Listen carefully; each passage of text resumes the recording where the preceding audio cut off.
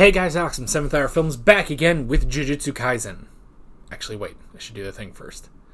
Before this episode gets started, we'll just keep that all in, screw it. Before this episode gets started, actually, next week there will not be a new episode of Jujutsu Kaisen. We'll be back in 2 weeks for Season 1, Episode 6, After Rain. Okay, now let's just talk about, last time on Jujutsu Kaisen we had Cursed Womb Must Die. Where basically the gang was sent in to a prison that was being haunted, I guess, by a special grade curse, and things did not go well.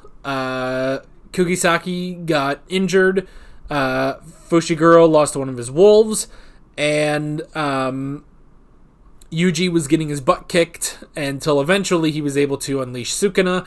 Sukuna just completely curb-stomped the curse and reclaimed one of his fingers. And then he was like, alright, this is the part where you switch back with me, but Yuji wasn't doing it. So now Sukuna is still out, and it's a bit of a problem. And that's pretty much where we left off. So, like always, the reaction is down in the description and in the pinned comment for your viewing pleasure. So let's just go ahead and jump right into this episode of Jujutsu Kaisen. Here we go.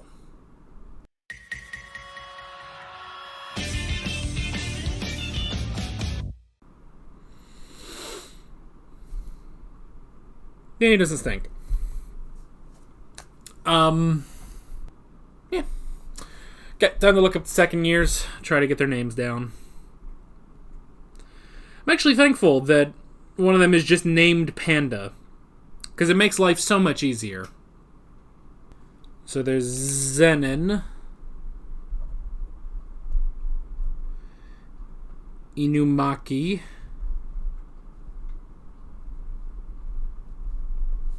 and Panda. There's also a fourth one on here, but I'm sure we'll get to that later.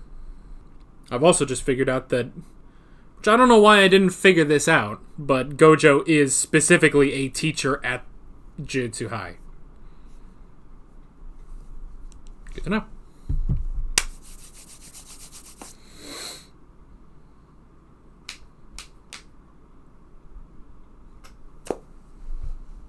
You got better. You will get better. I mean, it makes sense that Sukuna would not let him die, you know? At least not so easily. Or, like, he would have a failsafe if Yuji did switch back without the heart, you know? So that's at least something. But we'll just have to see. We'll have to see what that's all about.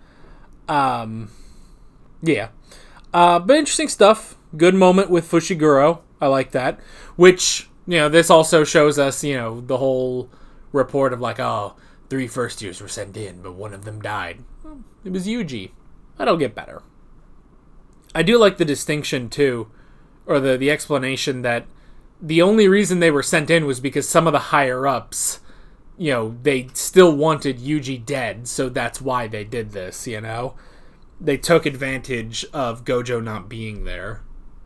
But yeah, good fight for Fushiguro. Again, he, you know, because we talk about in some of these episodes, like, you know, this anime, it reminds me of Chainsaw Man to an extent, you know? And like that, like, Fushiguro does kind of remind me a bit of Aki in Chainsaw Man, but like, it's interesting to see, like, you can kind of guess the group dynamic, or even just the dynamic between Yuji and Fushiguro, where it's like, okay, Fushiguro is clearly not the strong one, you know? Like, Gojo is on a whole other level, and, you know, Yuji, he's strong, and he also has Sukuna, who's ridiculously powerful. But I like giving this moment to Fushiguro, you know, because, like, it's good. It's nice to give him a moment like this, you know? And we do hear about, presumably, his sister, or maybe it's his mother. I think it's his sister, though. I think it's his sister. I mean, you can correct me if I'm wrong, but because he mentions his father. I guess that could also imply that's his mother, but I don't really see that, you know? I mean, well, here's the thing. She seems way too young to be his mother, but this is also an anime, so who knows, you know? But yeah, but a relative, at least, let's say that. And I like how, he says, the only equal thing in this world is that humans are born into the same unfair reality, All humans are born into the same thing, And it's unfair, And that's an interesting thing because, it takes the sort of, the statement of, like, oh, all men are not created equal. But it's like, but they are created equally to be in an unequal world. It's like, that's an interesting, like, viewpoint, I think. But I like how Fushiguro is like, no, I'm going to save people unequally. And I kind of like that, And he says, he's not a hero. And I do kind of like that, Just this idea that it's like, no, and we got a bit of that last episode where they were talking about the prisoners there. And he was like, I was not going to save these people anyway. They are horrible people. Let them die, And I kind of like that attitude, There's a debate of whether or not that is a good attitude to have, But because, there are so many heroes. There are so many stories with so many heroes where it's like, oh, they want, they'll save everyone equally no matter who, And this is definitely, a trope that gets hit with a lot of, pure-hearted good heroes. But I like Fushiguro. It makes him more real, honestly, that he's like, no, I'm not going to save everyone equally, and I'm going to sleep perfectly well at night knowing I'm not going to do that, Like, if there's... I mean, I guess it's sort of the Batman thing of, like, like, I'm not going to kill you, but I don't have to save you, Which is an interesting approach to it. But I like that idea that he's like, no. And I like, too, though, that in that, it's like, well, why did he save Yuji? Why is he so adamant about saving Yuji? And he says, because he is a good person, and he does want to save good people, He will not save bad people just because it may or may not be the right thing to do, but he will save good people because they deserve to live, So I like that. That's the reason why he was so adamant about saving Yuji, So that's an interesting thing. That's a really interesting mindset, and I like that, honestly. It really makes him more real. Like, I really... Like, honestly, of all the characters now, it's like, I feel like I know the most about Fushiguro,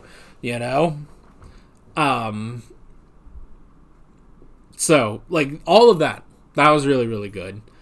And then, yeah, and that got through to Yuji, and he switched back. He switched back, and it killed him. It killed him. Or did it? And now we've got this new villain, it seems. He's a human, but he seems to be more on the side of the curses. I don't know, maybe this guy's kind of like Garo in One Punch Man. It's like Garo, who's not a monster or a villain or whatever. I think it was more monster in One Punch Man. But it's like, he's not a monster, but he sort of sides with the monsters, Or at the very least, he wants to destroy the heroes. So I can see that out of this guy here. And yeah, if you want to turn the tides against the Jujutsu sorcerers, you have to do two things. You have to get Sukuna on your side, which also means getting Yuji on your side, and you have to take out Gojo because he's the most powerful, So that's an interesting thing. But then we met the second years, Zenin, Inumaki, and Panda.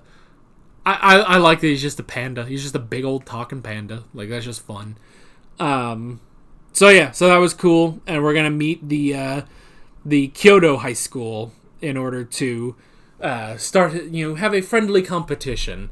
I do like, because we talked about this a bit a few episodes ago, but I love these anime that just bring up, references and stuff. Like I think the other show where that happened that I've seen is Hellsing Ultimate, where they start referencing like Bruce Willis and his awful movies. Well, some of his good movies, but some of his awful movies. Or they'll reference like Star Wars or something. I like the reference here. I was like, oh, what kind of competition? Is it Smash Brothers? I'm really good at the Wii one. So, like that was really funny. I like that. I'm not amazing at Smash Brothers. I mean, I'm good, but I'm good, but probably not. Like, if you get someone who's like really good at Smash, I'm probably not gonna beat him. I have a weird Mr. Magoo style luck at Mario Kart. I don't know what that's about. Like, I just sort of like, I don't look at stats or anything of vehicles or characters or whatnot. I just kind of pick what looks cool, and then somehow I Mr. Magoo my way to first place. Now, granted, that's in Mario Kart 8. I don't know about any other Mario Kart games. I haven't played them in so long, but I don't know. We could play Mario Kart Wii. I'm down for that. I don't know. If I had the capabilities, I would stream some Mario Kart 8, but I don't have a capture card or anything. So, but yeah, Mario Kart 8 is probably the best one if you're going to do a competition, just because there's so many. What is it, 96 now? And I've got them all. I've got all the courses, but Mario Kart Wii is also the most chaotic of them all. So, anywho. But yeah, so we got a interesting competition that's going to arise. But first, we need to bring our boy back from the dead, basically.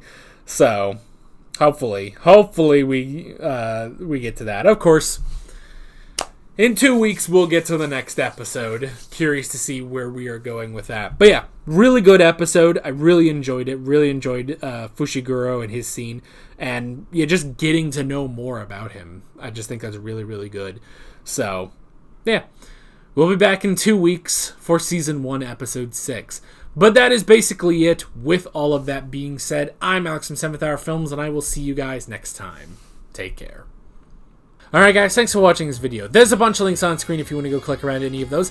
There's a playlist with all of my Jujutsu Kaisen reactions, as well as another video you can go click on if you want. There's also a subscribe button and a Patreon button on screen, as well as other links in the description if you want to go check out any of those. See you guys later.